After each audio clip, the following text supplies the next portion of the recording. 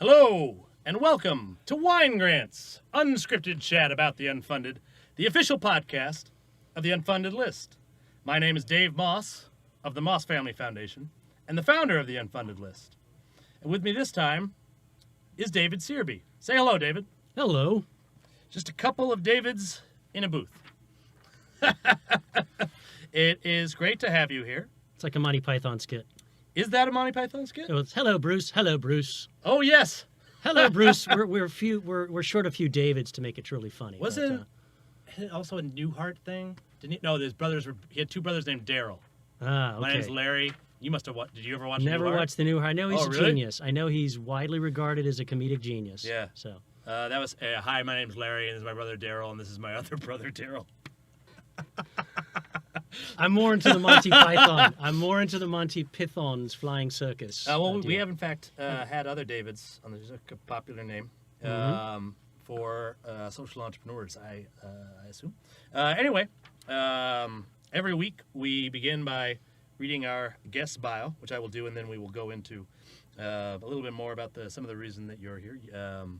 As our audience is soon to find out, we've been working together on the start of something new for the past few months. Yes, sir. David, Successfully. Ragingly successful. Yet to be seen. David Searby has 27 years experience as a Foreign Service Public Affairs and Economics Officer. He is the founder of a volunteer vacation firm called Beach Corps, www.beachcorps.com, which will begin operations this year in 2016. He is also the creator of American Dream Chef, a proposed reality TV cooking competition to benefit at-risk youth, a published writer with ample skills and training in strategic messaging and media relations, 6 years experience drafting op-eds, press materials, external speeches, social media content, etc. He has demonstrated excellence throughout his career in conceiving, developing, and executing innovative, sustainable partnerships to build society, particularly for at-risk youth. Most recently, he founded the Commodity Foundation, a project aimed at using humor to bring civil discourse to politics. I had the fortunate experience of working with you to start the Commodity Foundation, and we have only just begun. Yes. There we built a website and some social media stuff, and people are starting to follow the various accounts. Some of them have even liked our posts. And hopefully send us videos at some point. Before we go on, let's have a toast to our initial success and future To success. Oh, harder. There we go. You got to pick that up on the mic. Mm-hmm. Mm-hmm. All right, hope it maxed out there on the needle. No, you can, and they'll be able to hear all the sipping and glorious. All right, delicious. This is Malbec, one of my favorites. Yes. I definitely enjoy This good is good. Malbec. The Alamos is a really good, give them a little free And they are not pitch there. sponsoring this. They're not So let's- sponsoring that, so let's stop So talking. you can about buy them. any other Malbec you want. Damn right. Shouldn't have mentioned them. Don't feel It's a rookie that you mistake. need- That's a rookie mistake to give people free publicity like that. However, So, if Alamos is interested in sponsoring the program, I'd be happy to talk to them about that. sounds good. They have I'm gonna many pour other- us- many why are we other- even talking? I'm going to almost finish my glass. I'm going to pour a little bit more. As most of the folks listening know, I run the Unfunded List, and that I work here out of the Lookout, which we make film here and do other strategic communication stuff. There's a lot of overlap. For instance, when I founded the Unfunded List, all the people behind the talented video that we made and our assets came out of here. God, I don't know, a few months ago when you came to me with an idea, I basically said, well, I just did this. And I liked it, and that's one of the reasons I'm here. Yeah. Yeah, and it's sort of, and I'd like to be doing it again. I think there are a lot of folks out there with with ideas that may be good or bad, but that are worth trying. And I think this is a good way to describe both the Unfunded List and Commodia. Could be good, could be bad. Worth trying. Worth trying. Damn right. We may swing and miss. We're going for the seats. We're definitely going for the seats here. The way you start something like this is much different now than it was 10 years ago, than it was 20 years ago, than it was 50 years ago. Right. I recently was doing some Googling, and I found an article that was written in 2003, and they interviewed a bunch of program officers at foundations, and they asked them, well, what are some of the big mistakes that that people who are applying to you make with their foundation grants. And the number one response to them was that they're not typed. This was in 2003, or that if they are, and like a lot of the program officers said, like you don't necessarily have to type it, right? But to make sure the penmanship is very good. Now, again, this is 2003. Things have changed a which bit. To some of our younger listeners may seem like the Stone Ages, and certainly technology there was no Facebook in 2003. This is a pretty big difference. Mm-hmm. However, computers were abundantly acceptable. Most libraries had them for free, allowed you could print. It was not really like reasonable to say we can't access a computer to write this grant proposal. Mm-hmm. And if you can't, how are you possibly, you can't get to a public library, how are you providing services to people in your community? But nonetheless, that's where the field was just 13 years ago. We weren't even requiring all of our materials to be typed, right? And at the same time, this was about when I started in the sector, people were, there were nonprofits that did not have websites. Mm-hmm. And it really had very little communication at all. They were sending direct mail to their older donors, and that's what they've been, basically the same communication strategy they've been doing for 50 years. Mm-hmm. You can't, if you were to start a nonprofit today using that strategy, which has been wildly successful for groups like, I think St. Jude's Hospital, for instance, is the largest direct mail campaign every year. Mm-hmm. You get a letter in the mail with some return address labels from St. Jude's Children's Hospital. They're saving kids. You write a little check, right? Right. That's not going to work for the unfunded list. That's not going to work for Commodia. Certainly with a younger audience in mind, if that's your target. Right. I don't. I go home every day. I look in my mailbox and I throw that pile of trash away. Mm-hmm. Because that's what's in my mailbox. Right. I'm trying to get them to stop bringing me that trash. It's just a little pile of trash I have to throw away every day. Direct mail works still very good in some areas. For your 72-year-old donors, that's the way to get to them. Yeah. And there are a lot of them out there. I think, though, if you're starting something new, it's unlikely that that's the market you're going to tap into first. You're probably looking to find some younger folks. And there have been a number of very successful campaigns that have done so. Most notably, Bernie Sanders has raised a lot of money over the last year, mostly from in small amounts from young people and with very little direct mail appeals, right? Right. Now, he has, what is it? He has cool social, he has cool videos, he gives speeches, he does events that are neat. Those are the things you should do now. I think that conversation of should we have a website that nonprofits were having 10, 15 years ago has moved on to, what do we have what do we have on our website? Right. And I think if you don't have video, you're going to miss some folks that might be interested in your program. Correct. And so that's what we've started out now. Now, let's. Can I just say something on the Bernie please. Sanders? I think that the Bernie Sanders analogy is a great one because he has great people. He had great people working with him, but he also kind of had this offhand something he shares with Trump approach where his people were endeared by the fact that he wasn't completely prepared, like his initial thing where he announced his campaign and it seemed like completely people love that. People love that genuineness. But that genuineness was what people loved. Mm-hmm. And so, but that doesn't mean that the rest of his operations from then on weren't top-notch. And you need top-notch operations, but you also have to be careful with the kind of message you're sending. Well, I think authenticity is very important. Yeah. Authenticity, especially with younger audiences. And there is if you were looking for marketing information to prove this, right, you will not have a hard time finding it. And it's actually something that I talk to clients and then nonprofits run by older people sometimes. Right. They don't understand why the younger people aren't flocking to them or why they're unable to replace their older donors with younger donors. And I think it's difficult to understand. So young people, have a different definition of authenticity, right, and then also value it much more. I like to think about advertising. For the baby boomer generation, you can still do traditional advertising. Hello, I'm Jim from Sears, and here is our refrigerator that we make. Mm-hmm. Keeps your food cold. Call Sears, get a refrigerator from us. That's literally how Sears sold refrigerators in the 50s. Right. Because they were a company, and of course you trust companies. This is America. And back in the 50s, you trusted companies. Whatever this white man in a suit is telling me about this refrigerator, I'm sure it's true. Exactly. That's what everybody, and He looks authoritative. I'm sure he's speaking with a lot of confidence. I'm pretty sure this refrigerator is great. I'm going to get a refrigerator, and I'm going to refrigerate food that I don't even need. Apple pie. You're going to refrigerate your apple pie because it's so American. My mom puts everything in the refrigerator. I was trying to ask her, like, why do you put your coffee grounds in there? That actually sucks the moisture out of them. It does not. Don't put your coffee in there. Like peanut butter, it's just you're gonna have a hard time spreading it. Agreed. No reason for it to be in there. Agreed, Mom. No coffee grounds, no peanut butter. Since the 1950s, lots have changed. A number of companies have done things that we, the people, thought they weren't the most toward activities, right? So we don't. Some people still trust Sears and companies, and quite frankly, if you're trying to get some appliance work done in your home, Sears is still the place to go. Mm-hmm. But the way did they pay for that? No. You just made the rookie mistake. Anyway, I just saved a lot of money on my air conditioning install because of Sears. All right, go ahead. In the way, they paid me for that. Okay, got it. But right. it's karma. Good karma. I think you're right. One of the things that hopefully will work with Commodia, right, is that people say, well, these people are authentically trying to do this. Right. This isn't some like, I don't need to figure out what are they really trying to do here.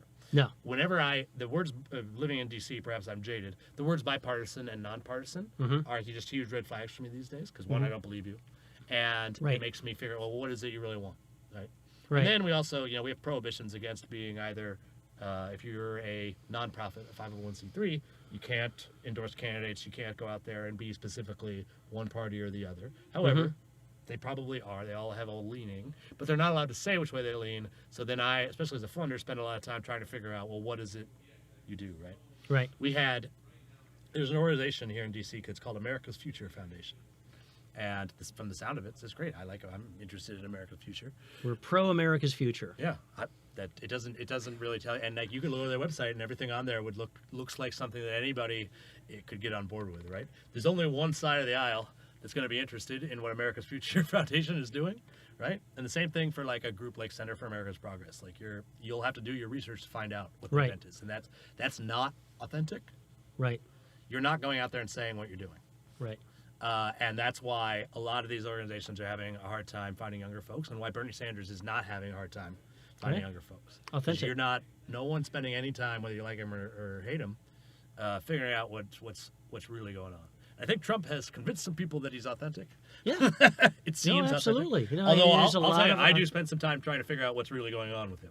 Yeah, I mean, I think clearly you can, whether you like him or not, what his supporters like about him is that he comes across as a real person, and I think that's the challenge of a new idea like Commodia, where you're trying to basically say, look, we're just basically taking the volume down and the anger down. The other advice that you gave me as we were going forward in this that was really good, and I didn't appreciate it until you basically spelled it out for me. Commodia is an organization, like many organizations, that tries to focus on a millennial audience.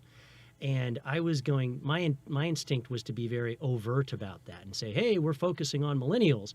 And you were like, no, Dave, and that's not what you do. You basically do it in practice, but you don't kind of like, it sounds patronizing when you tell, hey, millennials, we're for you. But we're an organization because we think the idea of lowering the decibel level on our nation's discourse isn't something that's going to happen in 1 year. It's a 20-year project, and that's why you want to talk to people who have an interest in it. And I think sometimes when organizations that do target millennials, sometimes that can be they might not be doing that for authentic reasons. Like let's go with Hot Topic, right?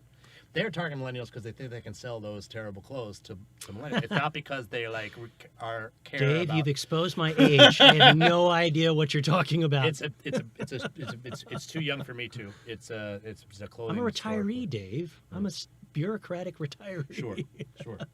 But a clothing company that tries to sell clothes to young people isn't necessarily doing it because they care for young people. It's because they're trying to sell to them. I'm just trying to make money. And I think that Bernie Sanders didn't come out and say I'm targeting millennials. Right. He authentically did things that they were interested in. Yeah. And there have been politicians who were good at targeting millennials and politicians that were bad. When I used to work at a nonprofit called the National Youth Rights Association, one of our positions was that we wanted the voting age lowered. Mm-hmm. I personally think I don't see any reason for having any voting age at all. Our official position there was that it should be lowered to 16. To me, if you're capable of registering and getting Driving a car, maybe? and getting down to the I don't know what driving a car has to do with voting. Well, you said 16. I was just thinking that might be the reason. Well, that was why we picked it, because we thought it was a realistic age. So in terms reasonable. of I don't think having an age for it at all is reasonable. If someone's capable, I don't know. A 2-year-old is heavily influenced by their parents. It's not a real. I'm heavily influenced by my parents. Are you not? You're going. these are very good philosophical When you questions. turn 18, you magically are no longer. Well, let me ask you this: so you would let a 6-month-old vote? If that 6-month-old's capable of getting down. Well, I think. Here, would you let a massively retarded 50-year-old vote? Yes, they can. I would think so. Even if you had Absolutely. the intellectual that capacity of a 2-year-old? I think, well, in this case, absolutely you would, because there are pros and cons. But in that case, the con of not letting somebody, mentally disabled person vote, I think would outweigh it, because you're just heaping more scorn on. And first of all, the numbers you're talking about of mentally disabled people who want to go out and vote are very small. And what you would be doing is sending a bad signal, Sure. I think. So I think the number of 2-year-olds that are going to try to get down to the ballot box and vote, I think that would also be small. True, but at the same time, logistics-wise, If he's capable of registering ID, or probably shouldn't talk about IDs in election. That's no, I don't think we should ID. If someone's capable of getting down there and wants to vote, I don't know why you stop them. If it's because we don't like how they're going to vote, then you open up a bunch of comparisons. I think it's because they wouldn't be thinking for themselves. Anyway, I think that true voters are people who've had a chance to study and think for themselves. So adults do not have to prove that they are thinking for themselves. This is you're adding a new requirement onto these young folks.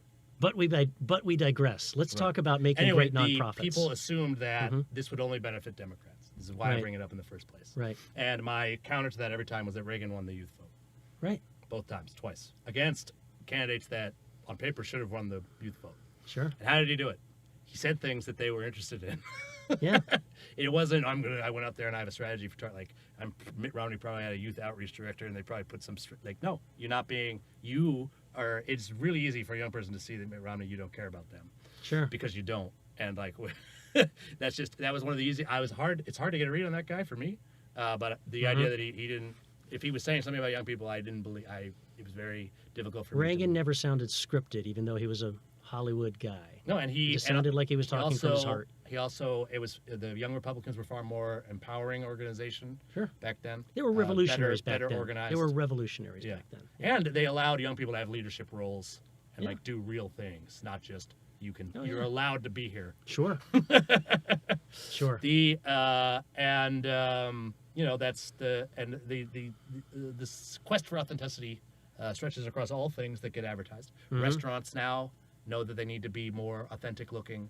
Sure. Then most of your new restaurants are really trying to especially here in DC, it's all it's farm to table movement. That's what all that stuff is about. Sure. This is real hearty food that's real. And you're not just eating a meal; you're helping a cause. Mm-hmm. Yes. People a lot more interested, in that sort of thing. Beyond the marketing for Comodia, which we have done together, people can visit the website comodia.lol, which is great. Which older people, LOL stands for laugh out loud. If you're as old as I am, you might not know that. My parents are older than you, and they know what LOL. Well, my mom might not. So anyway. Not the target audience. But it's a good website. It's a good website. It's a good website address. Yeah. And to build initial interest, we have made some videos. We're going to make some more once we get out of the booth here. And we want you to send your videos. Yes. We are running a video contest so that folks can make their own and submit them. And there's real money behind that. You can win $2,500. Yep. And we're about to announce a college challenge, too. So encouraging good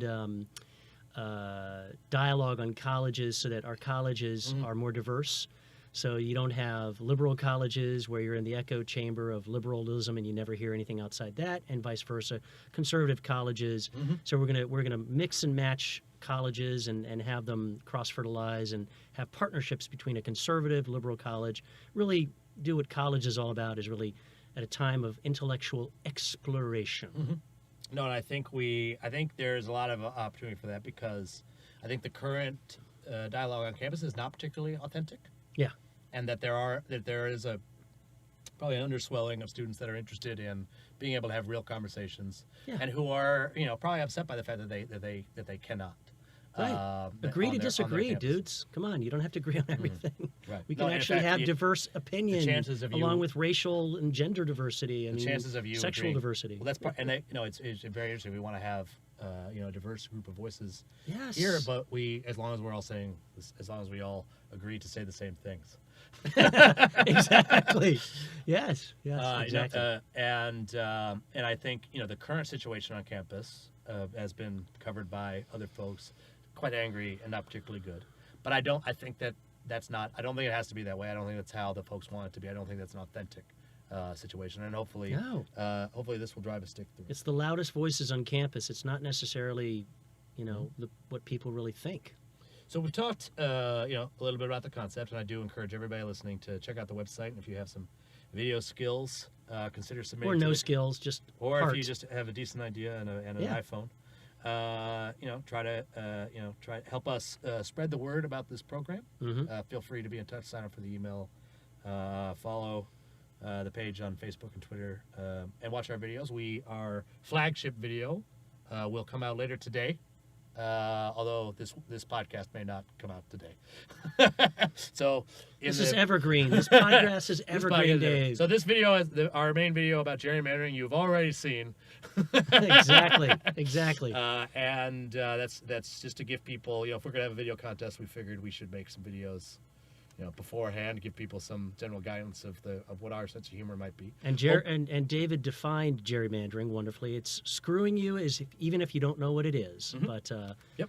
So what we might as well say is some people may not know what it is. They'll have to watch the video to find out. You're right. We're not going to tell you. We're not going to tell you what gerrymandering is. If you don't know, do not tell them. Damn it, you need to find out. If you say it right now, I will edit it out of this. I'm not going to say it. I agree with you. If you don't know what gerrymandering is, you have to run to Commodia. That's important. And I think there's a lot of stuff just as ridiculous as gerrymandering that people don't know about, and it is screwing them whether they know what it means. And there are ways to handle it in a bipartisan way that doesn't favor one party over another. So we've covered the issue that you're covering, and we've covered some of the initial communication strategy. We're having this video contest that will hopefully generate some interest, as well as the content video is we're very producing important. ourselves. I'd like to talk. I think what doesn't get talked about enough is some of the logistics behind some of this stuff. Sure. Right? There's paperwork and housekeeping and other things that you had to do. Well, first I needed funding. Yeah, I think I think anybody trying to sell some change wants to do that. And as I understand, we're most of the Commodia donors are anonymous. But can you tell me a little bit about your process for putting some of the original funding together so that you can make this idea a reality? I think what it's very important to think strategically on the funding side of who might support you, and what I realized on Commodia was that right now, and this is going to sound political, but it's really not. I realize that right now there's probably more openness to the idea of taking down the level of volume and anger in our politics more from folks from, say, the center to the left. So I pitched this to somebody from that area because I thought I had bigger chance, and I succeeded in getting a very small amount of funding. Although we're soon, we're gonna need to doing more. But the fact was, you have to read your donors. You have to get inside their what they're thinking about. And I think I correctly read that one. That, but if we're going to succeed, we're not going to be able to, only. We're going to have to be true to our word that we're nonpartisan, and that what we're trying to do is create an atmosphere where any idea from any origin will have a better chance of succeeding. Because I think any American would agree with that. It doesn't matter whether it's left, right, center, or bipartisan or not bipartisan. The point is the idea good? And that's what we're trying to do. We've gotten to a point where that's not even a factor that gets considered sometimes. There's some notable examples of conservatives becoming irate over ideas that they came up with themselves. Exactly. Just because it's no longer there. It became like, Right. once the Democrats agree with anything that comes out of Heritage Foundation, it becomes something we're not going to do anymore. Mitt Romney's a great example there, and it was very surprising to me that the Affordable Care Act is not exactly what Romney did there, and then before Romney this was what Heritage was basically saying we should do. Mm-hmm. How will that be like? It clearly does not matter whose idea it was. No, that's where we're It's getting what to the we've point. decided, Yes, because that was the most famous Republican governor in a blue state, right. and the most famous Republican think shop, and one of the big, not for nothing, like the most famous think tank in the world. And again, the point isn't whether it's a good idea or bad, but you shouldn't. No, that wasn't part of the. That's the whole debate. point. Is that we're not even looking at whether ideas are good or bad anymore. We're Right. looking at where do they come from and which party do they benefit. Mm-hmm. And we need to take it down a notch. And we have to recognize, still in the United States of America and the world is still in a unique place in that we do have common values, left, right, center, that we really all do subscribe to, and we're not recognizing that. Mm-hmm. Yeah, and then sometimes one of the things I really don't like is we start people have started branding values. There's a couple words that like sides have basically the word liberty no longer. Like I used to be in favor of liberty, Yeah, but now yeah. I'm very careful about Anything that sounds of liberty.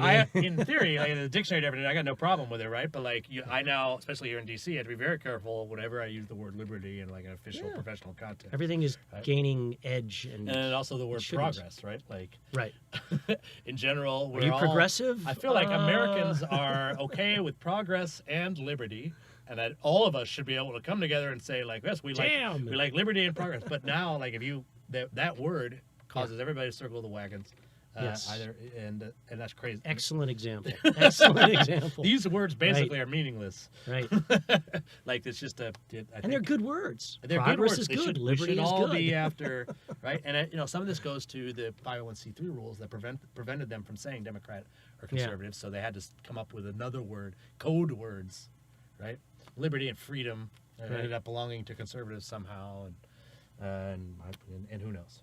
And that's not very authentic. That's why I think agree. you've got an opportunity to get in there, and whenever there's some like an unsustainable dialogue going on like this, I feel like that's one of the easier things to fix. Not that this will be particularly No, it's going to be a long easy. call. Can I share an idea that's inspired by wine grants? Yeah, please. We're having a nice bottle of red right now, and one of the things we've lost in our body politic is the idea that people from different political perspectives can sit down, break bread, and maybe have a glass of wine together and talk. Mm-hmm. And people act more reasonably when they're like that. We have lost that ability. If you look up on Capitol Hill nowadays, there is no ability to sit down and just be human beings together.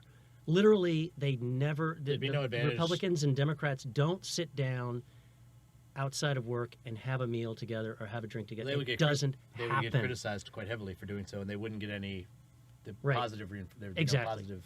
And we need to change that. And that's one of the things that Commodity is going to do is we're going to one day when we when we're a little more down the road, we're going to set up roasts, bipartisan roasts, where we're going to take a person from the left and a person from the right and roast them in the same place, like a bar or something like that, and invite their friends so they have to listen to some person they really don't agree with get roasted, but actually honored.